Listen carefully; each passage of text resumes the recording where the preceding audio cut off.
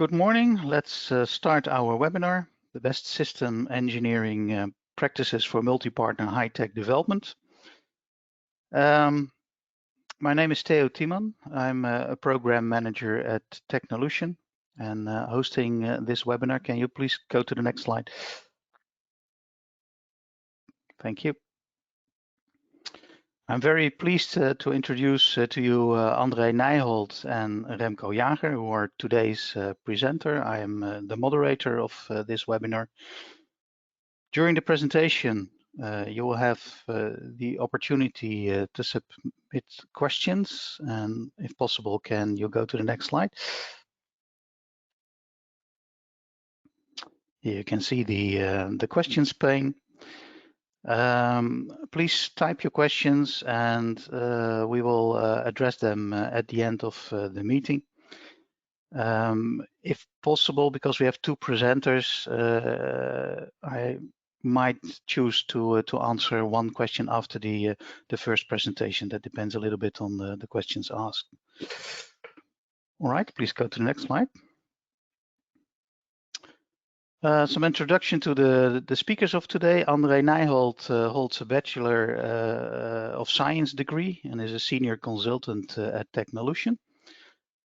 André is part of Technolution Move and is a driving force in many civil, infrastructural and mobility projects. Please go to the next slide. This is the other speaker, Remco Jager. Remco Jager holds a Master of Science degree. He is a project manager at Technolution. He's part of Technolution Advance and has a strong background in lithography. Currently, he leads a diverse set of high-tech projects. And like the example on the sheet, the Multibeam scanning electron microscope. Well, Remco, you will kick off the presentation, so have fun.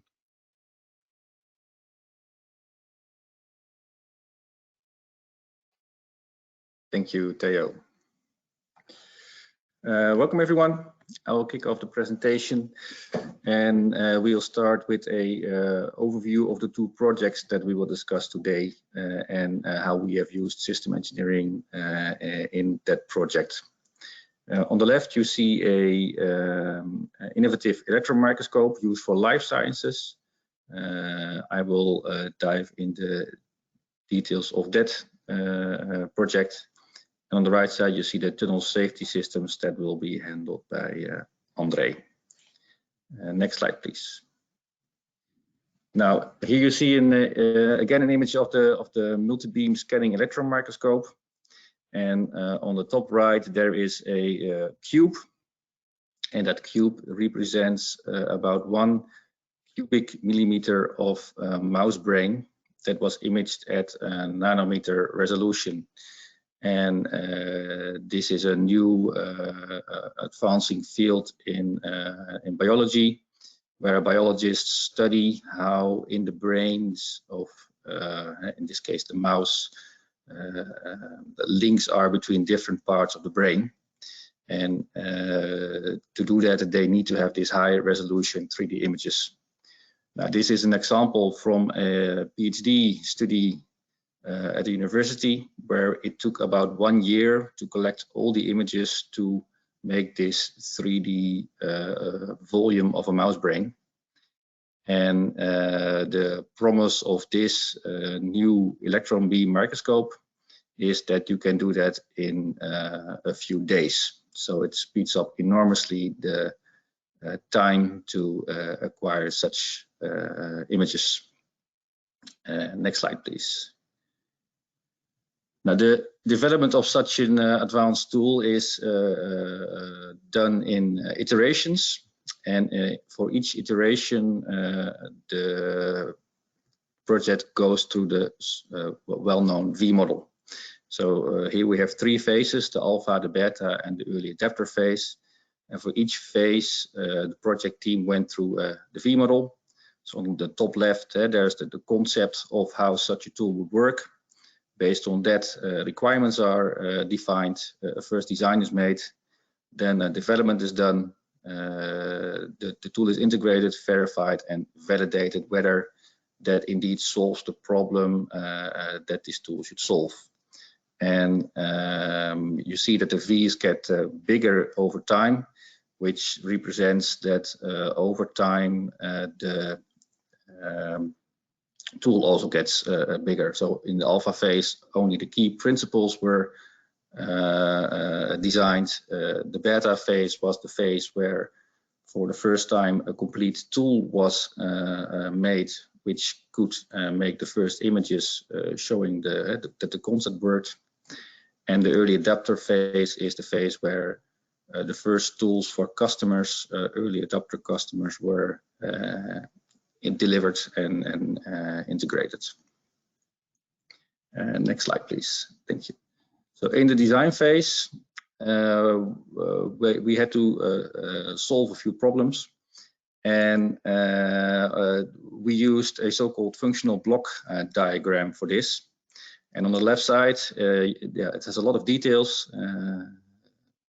You can see a lot of squares, and each square or represents a function that needs to be present in the microscope. You can also see different colors, and the colors, they represent the partners that were working together in the consortium for the development of this Multibeam SEM. So in yellow is Technolution, blue is the company Delmic, and red is Thermo Fisher. In this phase, the architects of, sorry André, you're a bit too fast. Okay, thank you. In this phase, the architects, they defined all the functions and the interactions between those functions. And then with the light gray boxes, they grouped together the functions in so-called modules. And the whole idea was that by grouping these modules or these functions into modules, the interfaces between the remaining modules would be as simple as possible in two ways.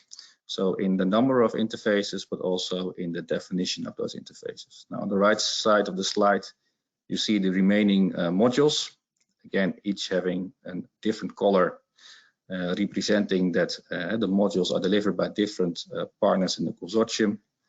And the arrows between the modules, they are the interfaces between those modules. And the next thing we did is manage those interfaces so that at the end of the early adapter phase, the integration would go smoothly.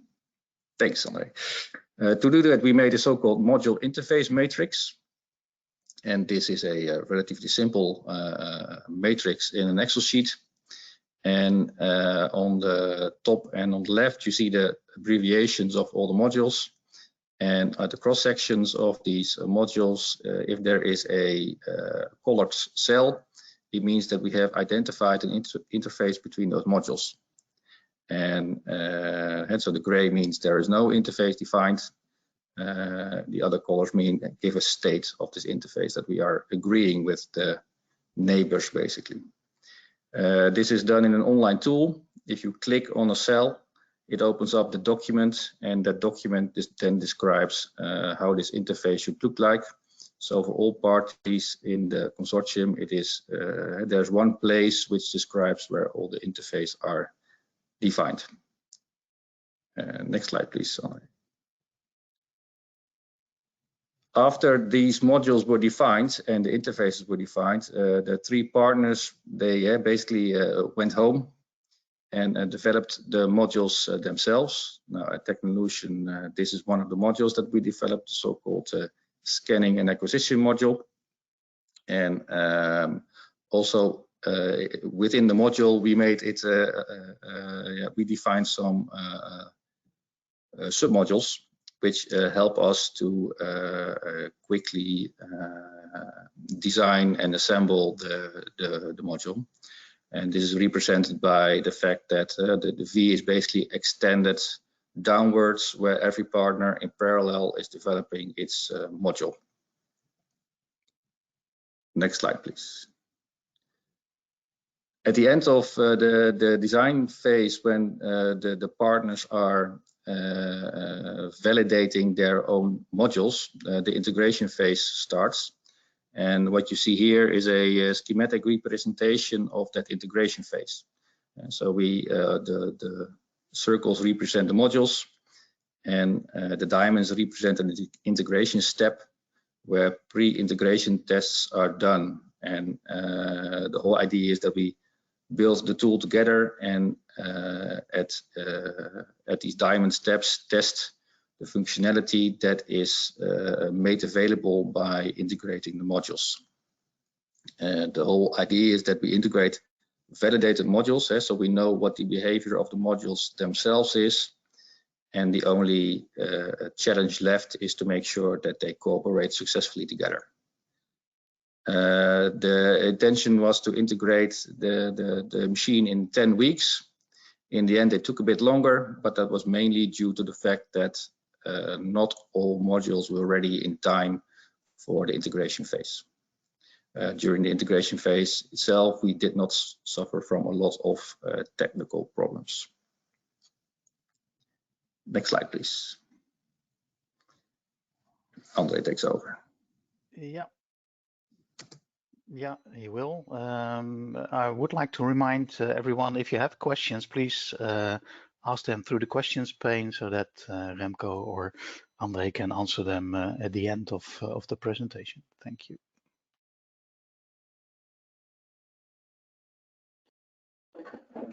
Yeah, so over to tunnel control, tunnel safety systems. Tunnel safety systems, as the name already says, is all about safety.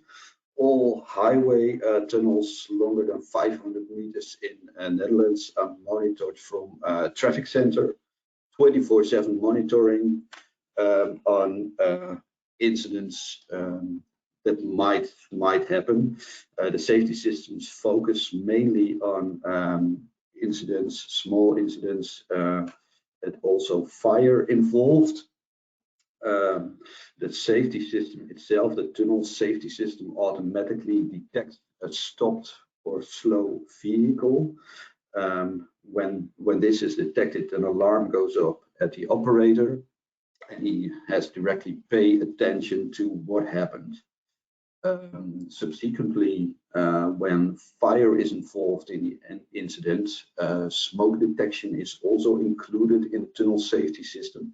So when smoke is detected, a stopped vehicle is detected, and also a fire extinguisher is taken out of its holder, then the tunnel will automatically detect a large incident, and it will shut down immediately. It will close the barriers. It will stop all traffic, such that the operator can address the incident and can handle the incident with all stakeholders there.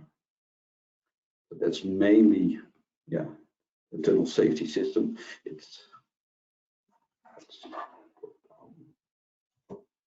Yeah. Well, looking at the main architecture of the tunnel, all tunnels have the same architecture, consisting of 3 layers. The MMI is the main operator interface, which is presented in the traffic center.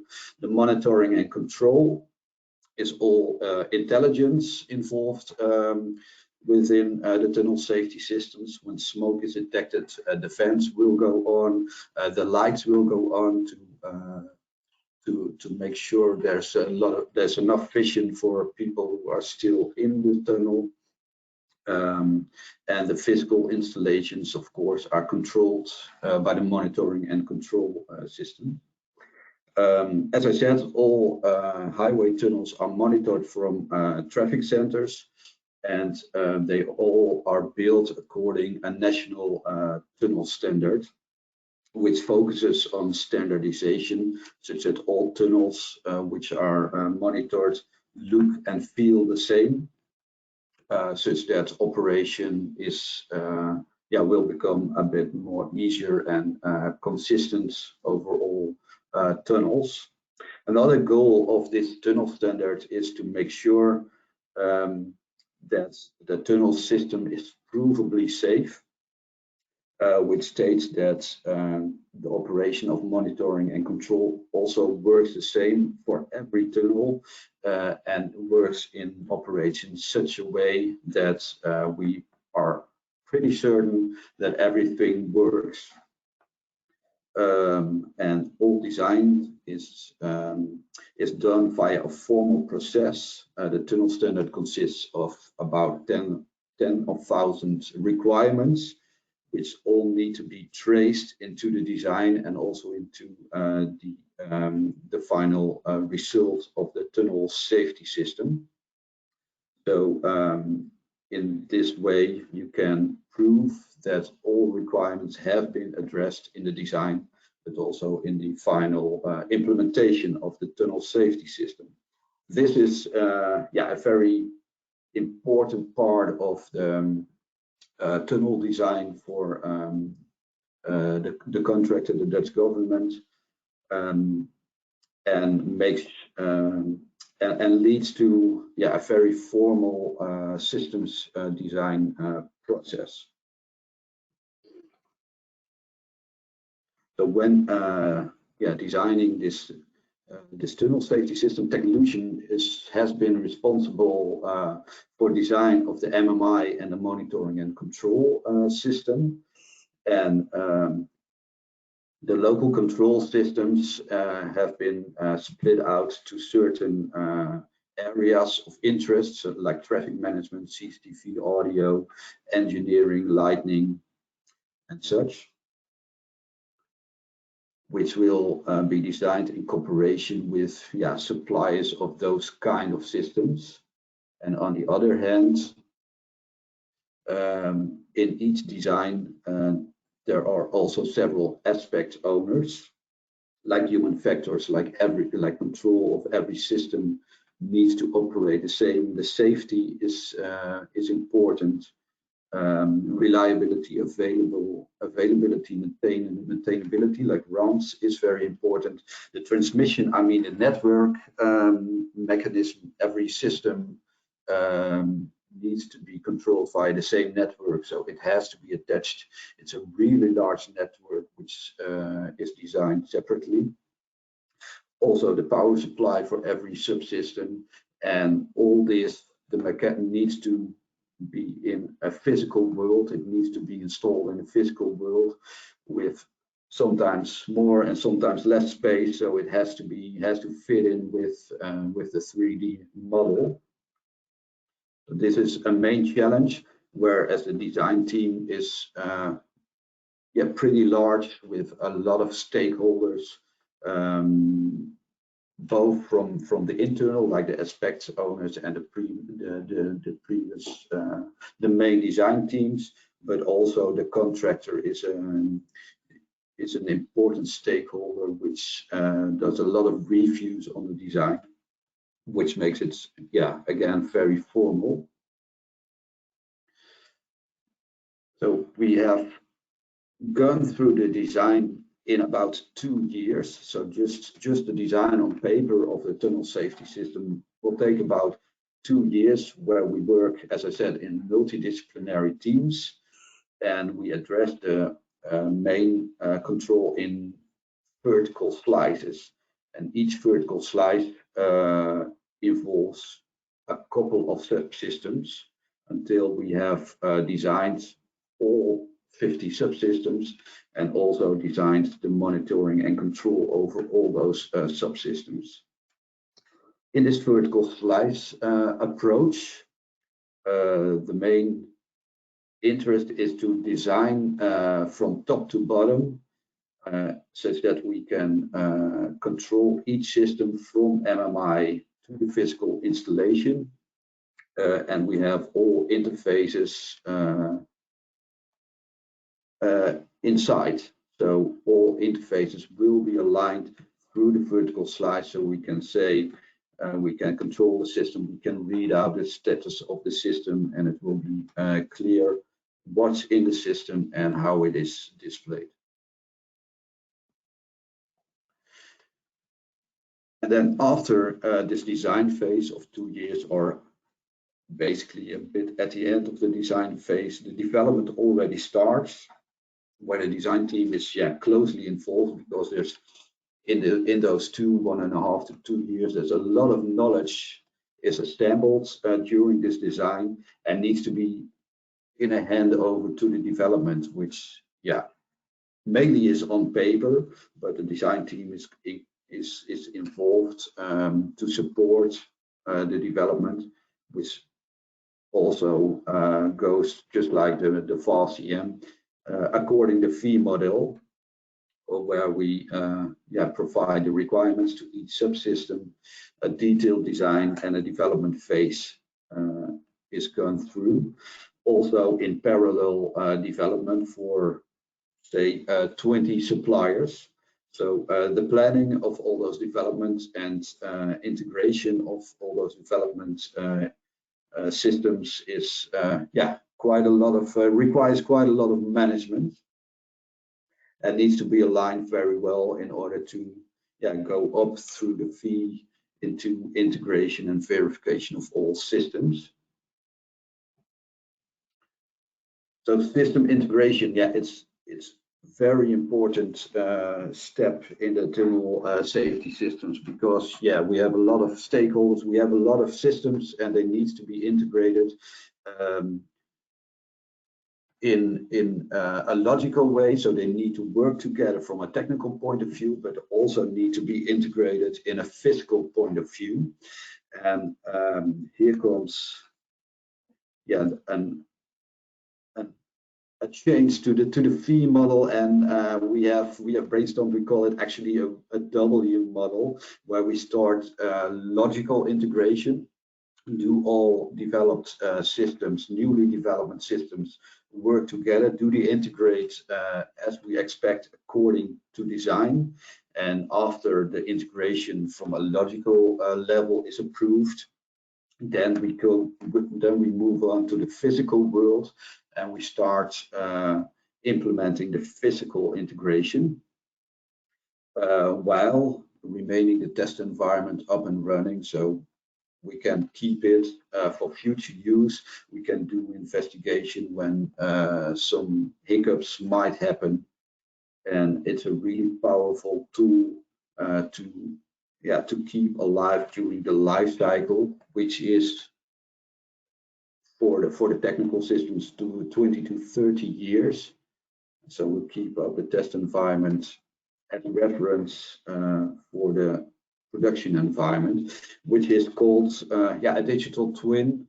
It's both it's internal environment, a pretty standard thing becoming, but all around system design, digital twin is it's becoming very important.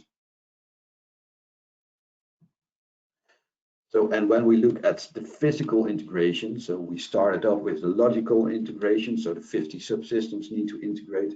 But when we look at the physical integration, we have over 10,000 of integration items, configuration items, which needs to be interconnected. So this is a main puzzle at the end when we are in the physical world, and we have all these wires needs to be connected, and all systems need to be interconnected. So when some connections are switched, it's a really search of what is going wrong, when sometimes we're off and sometimes it works. So this needs to be very accurate, very accurately performed.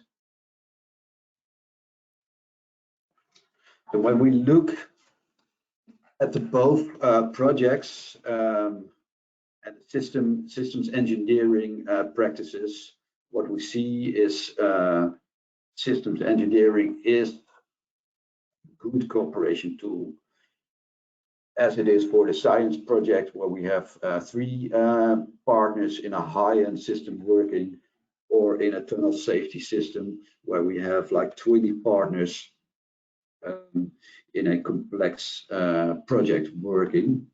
But then you have to adapt your way of work, because the science, the fast EM system requires another approach than the tunnel safety systems, where the tunnel safety systems requires a very formal process, and every requirement needs to be provably addressed fully.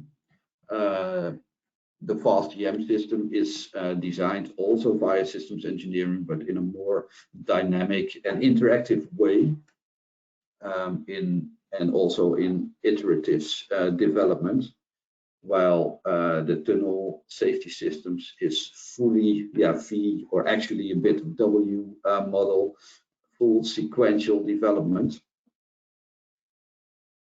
So this, you need to scale your system engineering process to the project, but it can apply everywhere. So these are the both extreme examples where we say the fast EM is the modules have been optimized on interfaces where it leads to an hierarchical system with like 10 interfaces to integrate, 10 modules to integrate. And from the tunnel safety, we can say we have the logical integration, which is okay, but then where we have the physical integration, it looks like a real monolithic system with a lot of wires, which needs to be very accurately interconnected.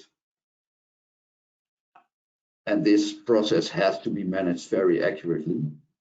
So all in all, for both systems, for every system goes, the system engineering is the base, is the design approach. When you come to the end and you have to integrate each system, the collaboration and communication, I say, is the key to success. Where plannings needs to be assigned, when the planning is not reached, you have to be open and say, well, we're not there yet, but we can start integration, but please consider these issues. And you have to be very clear on what does work and what does not work, but start integration as soon as possible, because every time it's really a lot of work. So as Robert Noyce said, knowledge is power, sharing knowledge is power multiplied. In this integration process, you have to share the knowledge of your system, and you have to be clear on how it works in order to get a fully integrated system at the end.